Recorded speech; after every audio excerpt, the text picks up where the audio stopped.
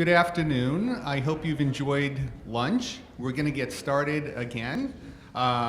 Next up is Raymond Welder. He is the president and CEO of Welder Exploration and Production.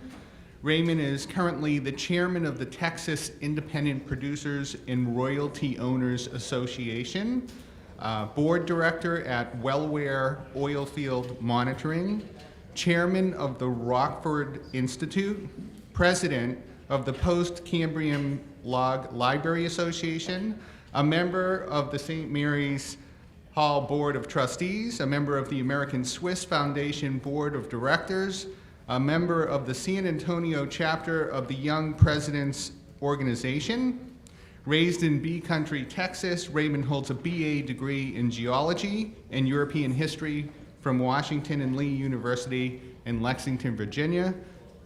Raymond, thank you. Thank you. Thank you very much, David, for that very generous introduction. And it reminds me I need to get off a few boards. I'm honored to be here at this grand Genscape event, the new fundamentals of transparency.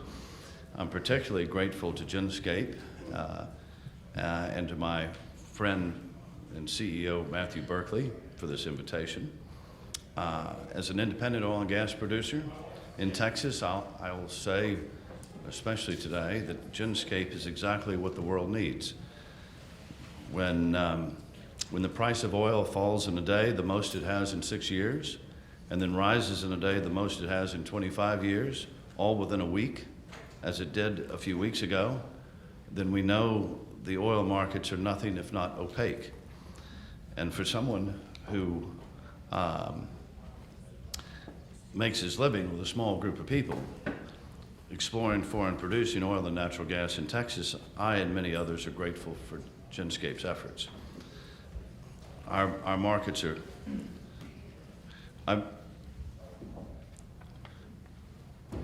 as you heard, I'm currently chairman of TIPRO, the Texas Independent Producers and Royalty Owners Association.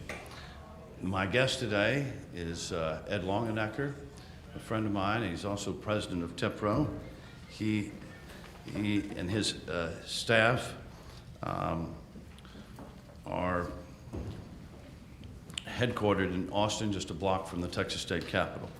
TIPRO is the leader of Texas independent oil and gas advocacy groups, and it continuously strives to ensure elected officials, local leaders, and public policy makers gain a better understanding of oil and gas operations and appreciate the positive impact that the industry has on the lives of all Texans. It's not an easy chore, as I've come to learn, especially as the demographics of Texas continue to change with seemingly increased speed. I didn't set out to be the chairman of TIPRO, but from this vantage point, I've gained a better understanding of the challenges faced by today's Texas independent producer.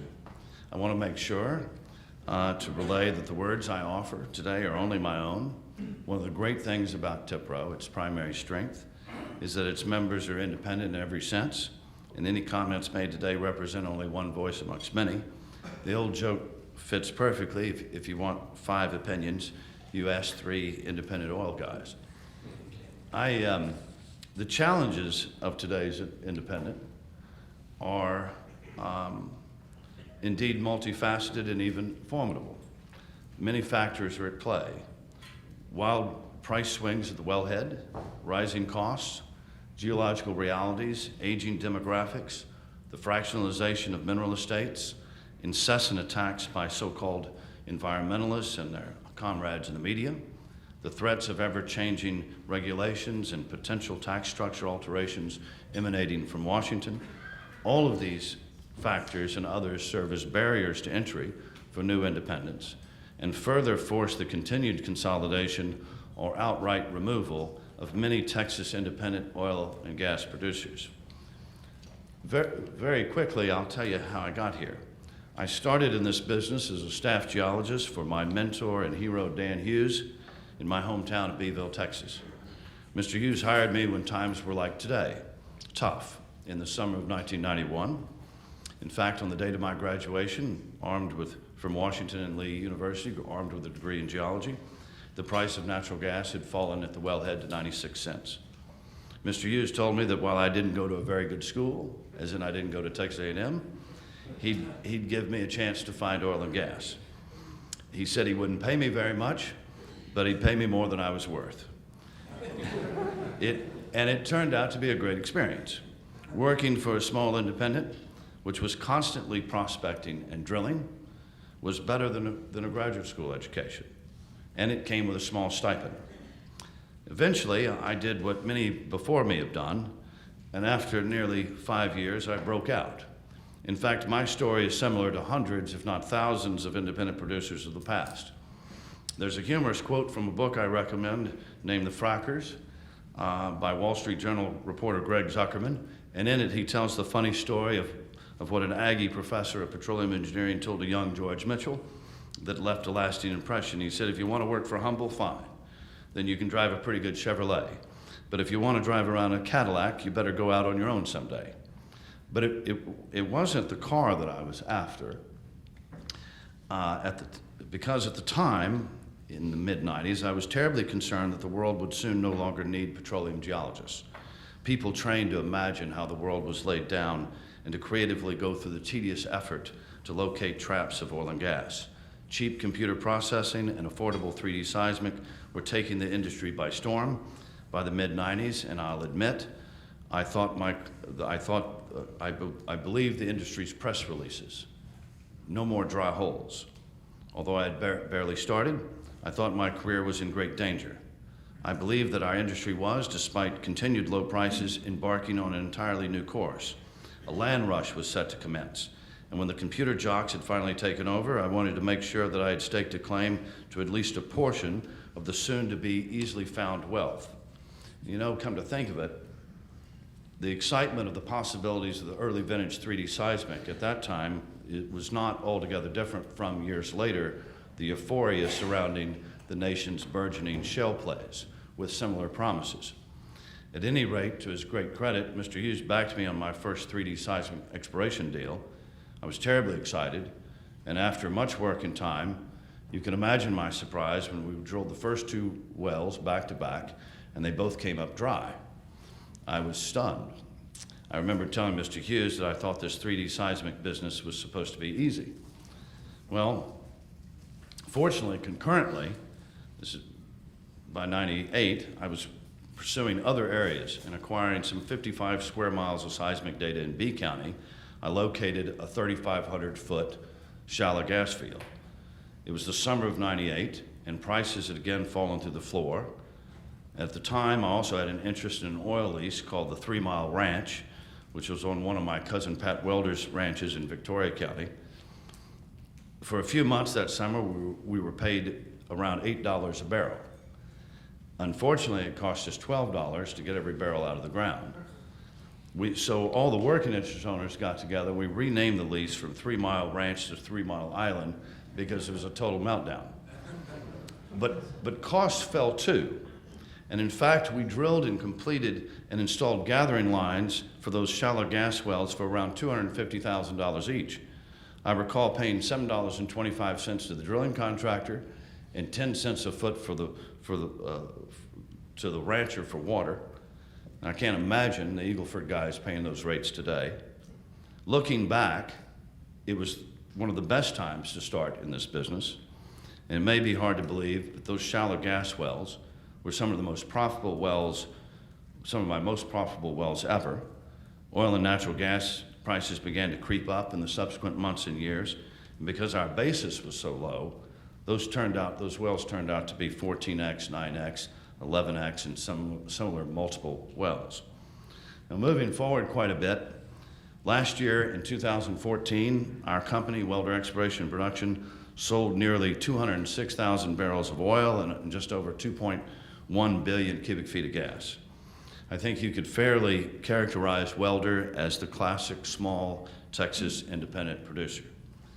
We pursue only conventional assets as the capital threshold for the shale plays is simply too high, and the ultimate economics for many of them are yet to be determined. We make a living by remaining intentionally geographically focused, which helps control costs. We are cash flow sensitive and profit-oriented. In fact, I occasionally joke that Welder has an enviable business model in that we have to make a profit. First we acquire smaller, now we attack projects with a 7-step investment strategy.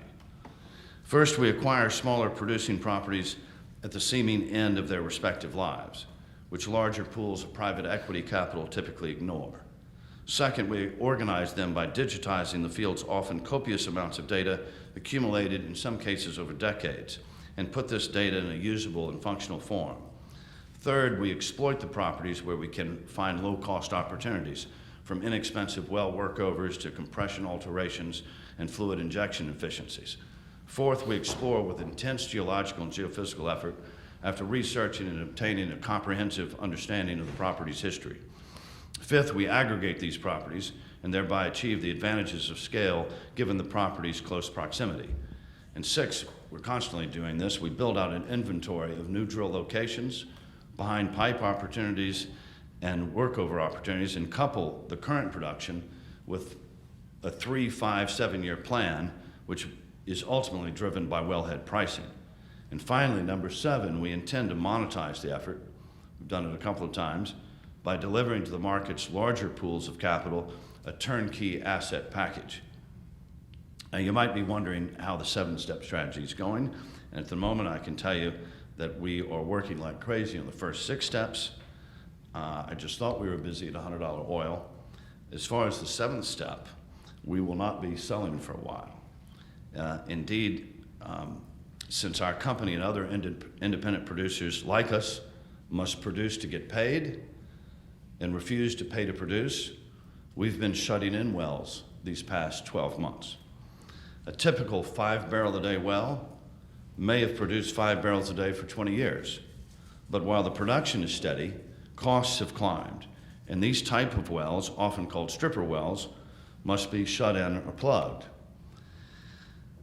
In one of our fields, as an example, of the 40-plus existing wells, only 17 are currently commercial. That is, the lifting costs do not exceed the revenue. It is estimated that stripper wells provide over 11% of U.S. oil output and over 8% of the nation's natural gas. And I expect that percentage to decline if current wellhead pricing persists. You might recognize that the Welder firm is actively focused on consolidating its own portion of the industry. And you'd be right, as for us, it is a matter of survival. Given current industry forces, the Welder team knows that we must grow to live. Now, we're not alone in pursuing this type of acquire and exploit and sell strategy, because the reality is that the firms such as Welder are a dying breed. The state of Texas was once filled or well supplied with independent operators and explorationists. These were small but active companies that filled office buildings such as the 600 building in Corpus Christi, the Milam building and Petroleum Center in San Antonio, the Esperson building in Houston, and similar such office buildings across the state. Indeed, the number of named operators in the state of Texas has fallen from just under 18,000 in 1985 to roughly 8,600 today, according to the Texas Railroad Commission. And frankly, these numbers don't really tell the entire story. Is notably, the number of named operators with the commission, which actually produce oil and natural gas, is a much smaller number. In January of 2015, only around 3,900 operators sold a barrel of oil, and less than 2,700 operators sold 1,000 cubic foot of gas. Now, perhaps an argument can be made that this consolidation is necessary. This is on the gas. Is necessary for the industry to arrest the state's production decline and increase its collective output, which has been stunningly impressive. Indeed, the top 10 producers in the state produce roughly 43% of the oil and over 52.5% of the gas. So, Genscape, and the percentage of the state's oil and gas production produced by the top 32 producers has climbed from the low 60s in the year 2000 to, in the case of natural gas, over 75% by 2014. So when Genscape is trying to monitor production, what's happening out there, they really don't need the top 500. Welder is around 250. But the top 10 really wag the dog. So before I relay the challenges facing today's independent producer, let me begin with what we independents do not worry about. First, Texans enjoy a mature and well-established private property rights system, which I think we lost a couple things, but Texans enjoy a mature and well-established private property rights system. I was trying to show all the courthouses in the state of Texas, and my friend Alan Gilmer of drillinginfo.com relays that over 1.5 million wells have been drilled in the state of Texas. And beyond the blessings of geology, this is in large part due to an elegant property rights system, which is largely private and organic, and which allows private companies to pursue drilling opportunities with relative ease. In contrast, he told me a couple of weeks ago that only an estimated 30,000 wells have been drilled within Mexico to the south, and the productive rocks don't stop at the Rio Grande, obviously, but a dedication to individual private property rights seemingly does. And secondly, and this is a wonderful slide, if you can imagine, of the Railroad Commission and the 3 railroad commissioners, Texas independent producers work under a robust and consistent regulatory system. And while there's always some inevitable tension, the Texas Railroad Commission does a thorough, effective job at regulating the drilling for and producing of oil and natural gas.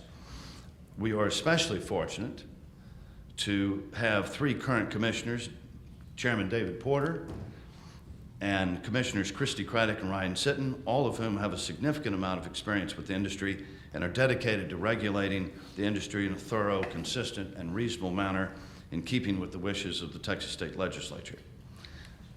Now for the things that we do worry about, or the forces for consolidation. The consolidations that have swept just about every mainline industry in the United States have finally occurred in our own oil and gas industry.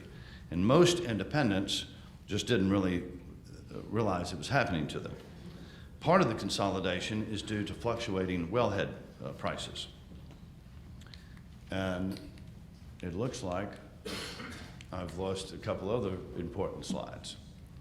What I was going to show is the price of natural gas and then of oil paid to Texas producers at the wellhead through 2014. The data is not NYMEX. This is why I was very eager to show it to you. It came from Pritchard and Abbott, which is the ad valorem and the Texas State Comptroller's Office. So it's actually what operators in Texas were paid for oil and gas, which is quite different from what we know we read in the papers. What's that?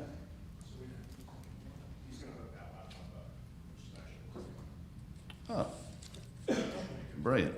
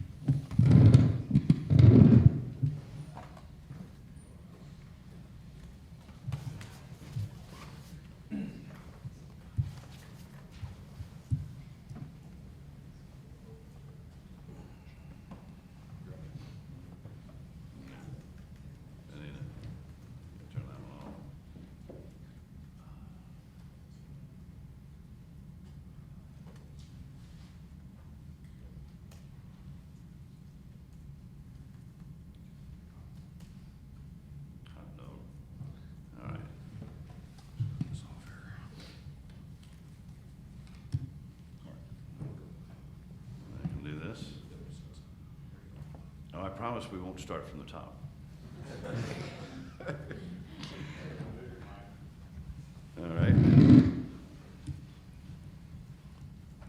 So this is the pricing. Well, first of all, these politicians love to show their faces. So here are these guys, and they really do. You know, truth be known, they do a fantastic job, and we're very, very fortunate. They are very serious about what they do. This is the pricing I wanted to talk about. I'll tell you that my career started in '91, and I've told my wife a couple of times in the past that if anything bad happens and you need an obituary, you don't need to write one, just turn in this chart, because this is my life.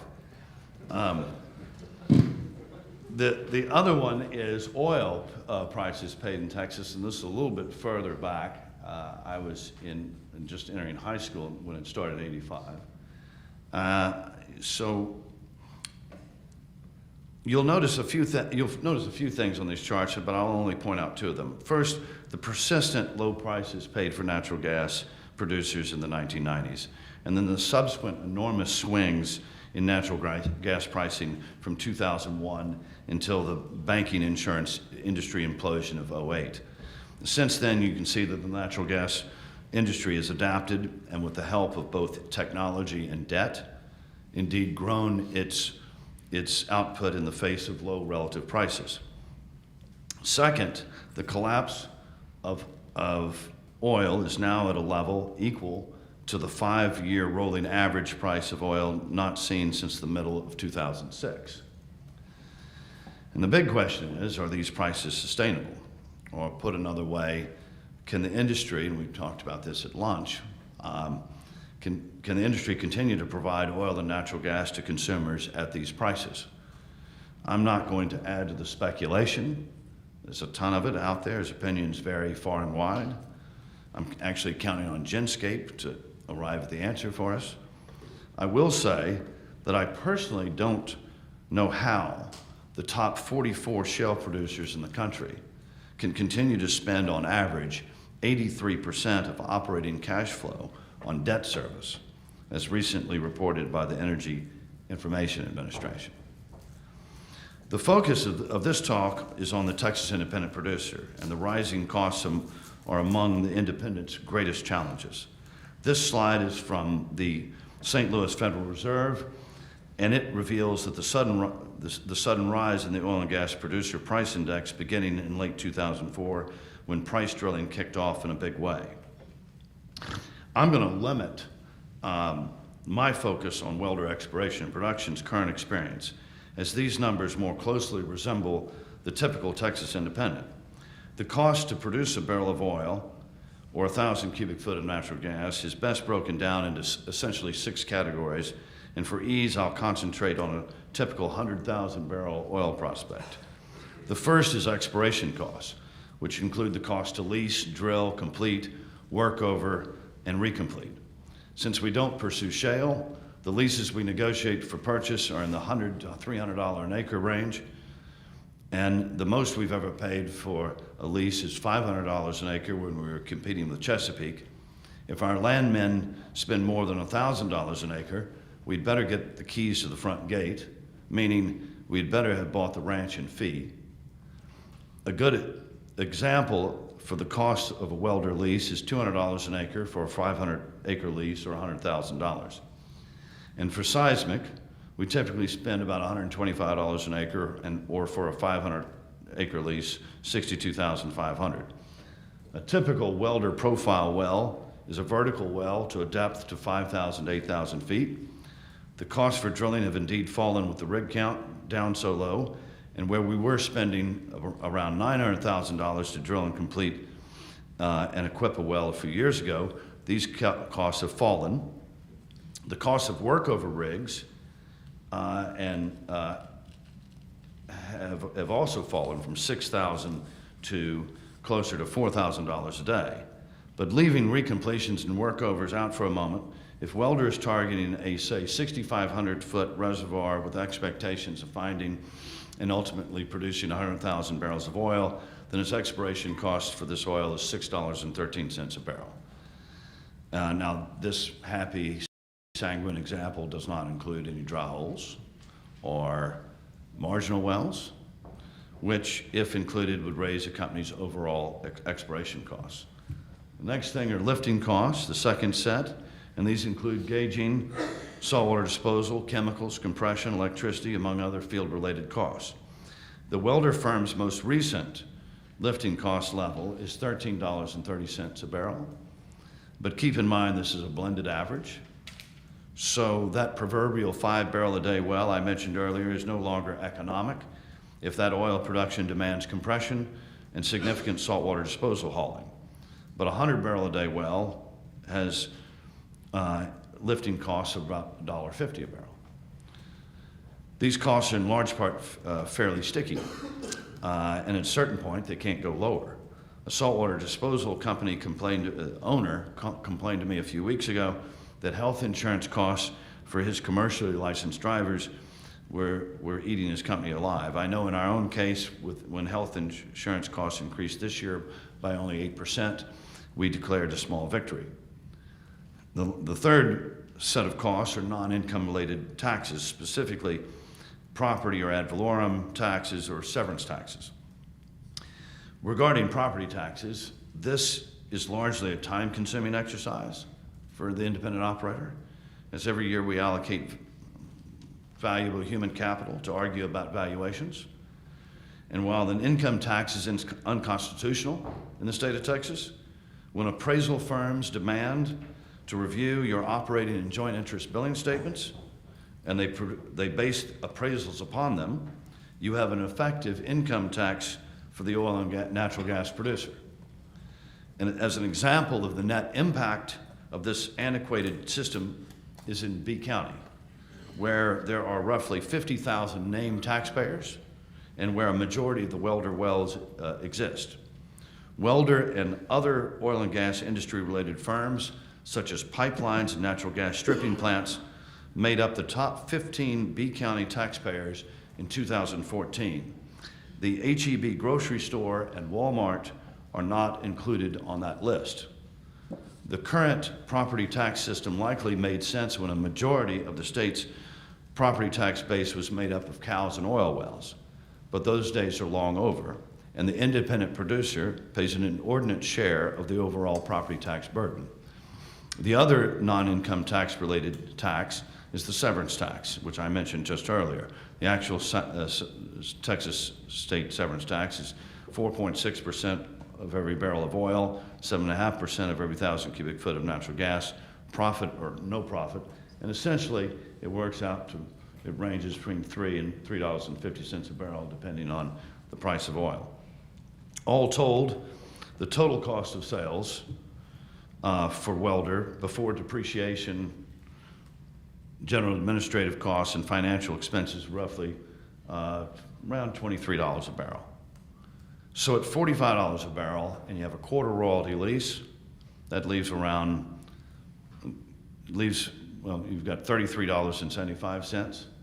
Subtract the costs, and you leaves $10.75 for the three other things. And I'll leave depreciation off because it's non-cash expense. It does ultimately impact profitability on the income statement. But the G&A expense I'll relay what our firm has recognized.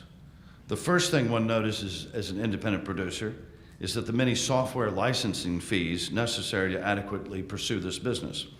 Gone are the days of operating a producing field with a skeleton crew with your wife doing the books. Think of the highly successful Rod Lewis in his early days, the early days of his company, the Lewis Energy Group.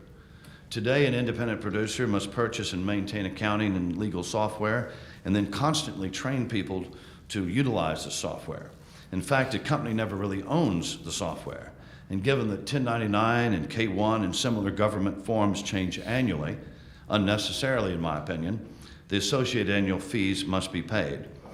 In order to pick premium drill site locations and limit dry holes, the independent producer must have a full suite of 3D seismic interpretive software. and hardware.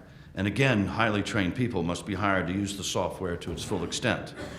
In addition, there are costs associated with to have access to historical well data. Drilling Info and IHS are fantastic companies with hardly imaginable volumes of data, and active independents must subscribe to their services. But again, gone are the days when an operator's chief data expense were monthly dues to the local log and microfiche library. The third, finally, sixth cost to add to the cost to produce 1 barrel of oil is the financial cost, the cost of the money. A typical Texas independent producer has historically relied on conventional reserve-based lending from regional banks. And while these loans are relatively inexpensive, the amount of capital available is also limited. In Welder's case, we pay our investors on our production purchases, acquisitions, an 8% annualized yield before we back in for a 25% interest. Many other independents have taken on much more expensive money, whether in the form of mezzanine debt or so-called volumetric production payments. And these more exotic forms of debt have certainly allowed some independents to pursue projects larger than they might have otherwise.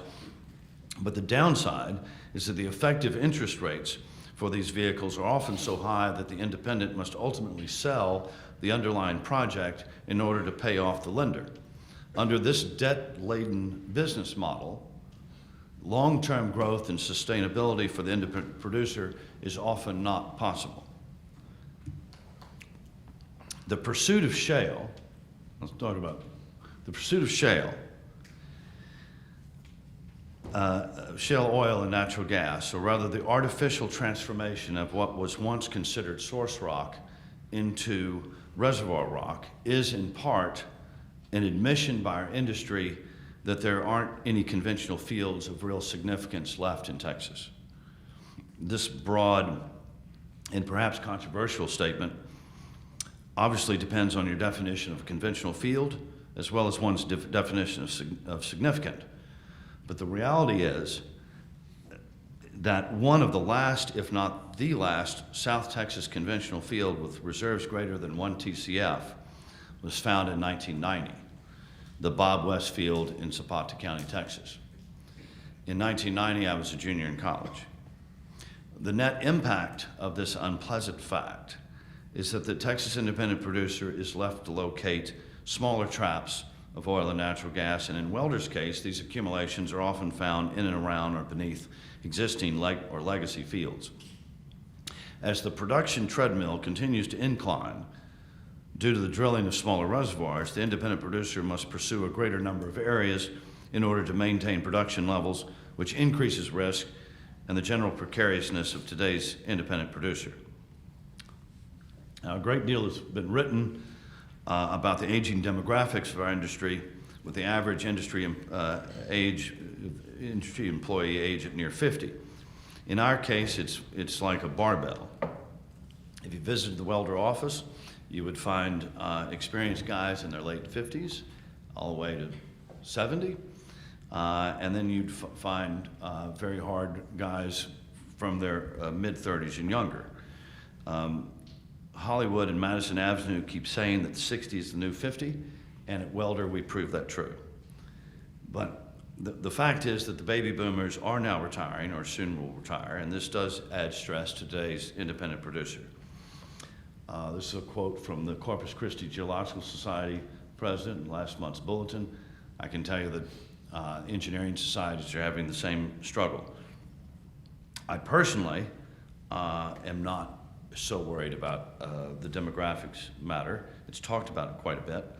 As an example, just the other day when I visited my old boss, Mr. Hughes, in his office in Beeville, he showed me a prospect, a 100 million barrel conventional prospect that he thinks he's located. He was terribly excited. He was as excited about drilling it as I've ever seen him, and he turned 85 in August. So you see an awful lot of that in the independent world.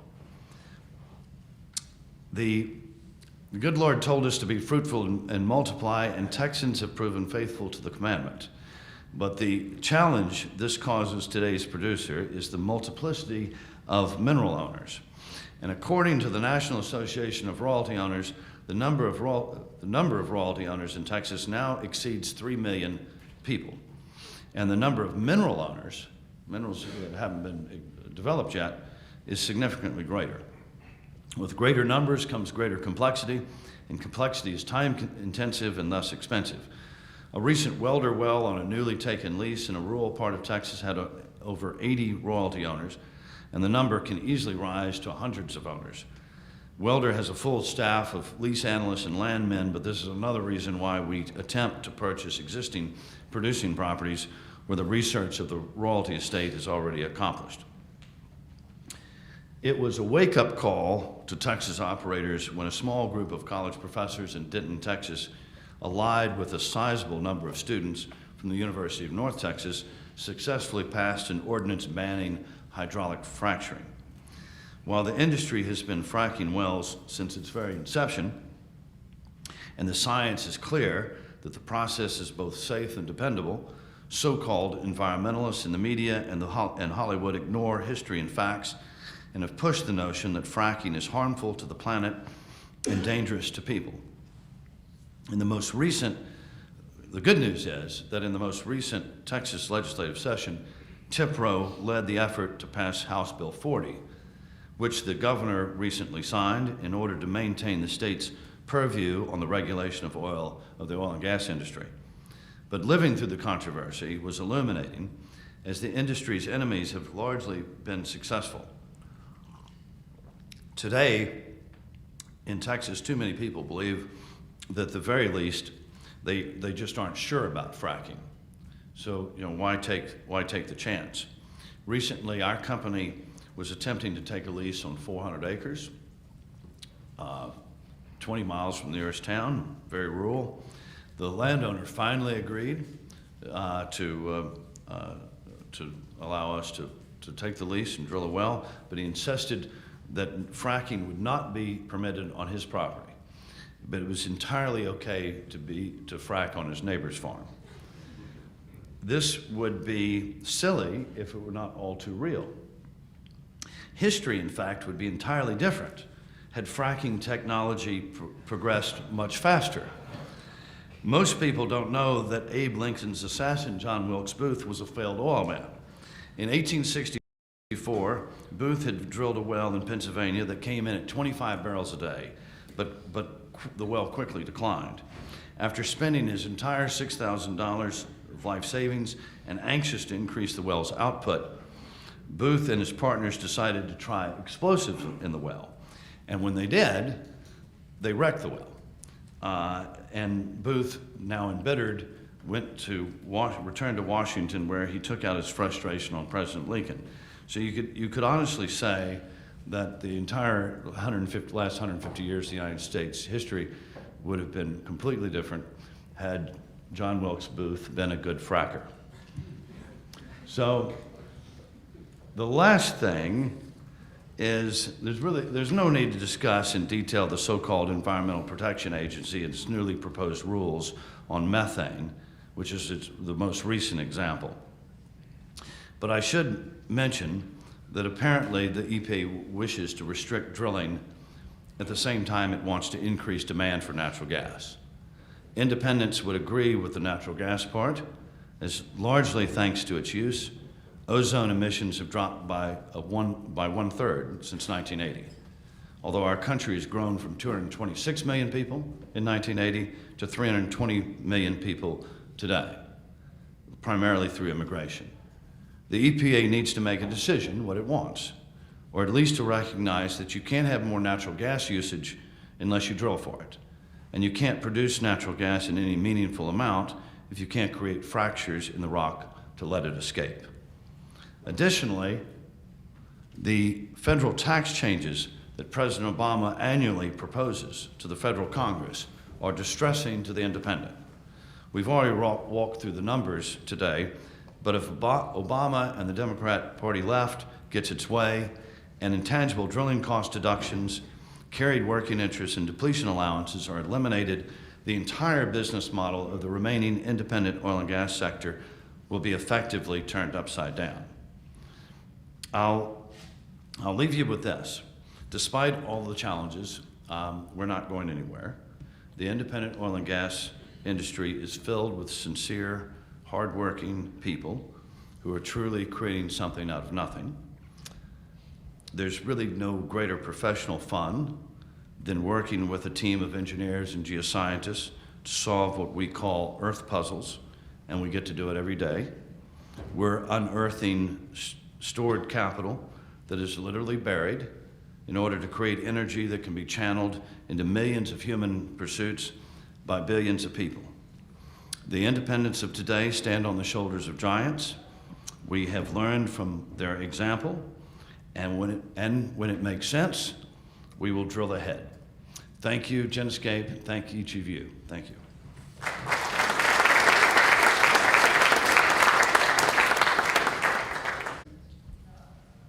Sir? Yeah, you went into quite a bit of detail about your expenses. I wonder if you could talk about whenever you go to market, what types of prices you're seeing when you realize that your hedging strategy. Well, you know, this is the difficulty for most independents who really can't hedge because of concentration risk. So Welder produced on average 560, 580 barrels of oil a day. 20% of our wells, though, make 80% of the production. We drill anywhere between 15 and 25 wells a year. And so hedging, we have done hedging and we do hedge, but the reality is when you're a small producer, it takes on an enormous amount of risk by engaging in the hedging markets. I will tell you, I'm lucky that our production is along the Gulf Coast, so I don't suffer the transportation differentials. I do find it irritating. I've heard conversations earlier today about the oil export ban. I find it a little irritating that my oil in San Patricio County, which is 15 crow miles from the refinery, is worth $5 to $10 less than oil that comes from Nigeria. And if I can just get it on a barge and get it to Louisiana, then I can maybe split the difference. Well, the net impact of the oil export ban, which is the last vestige of the wage and price controls of the Ford administration, you'd think it'd be a no-brainer. But that is the ultimate impact is on the independent producer, is we get paid less.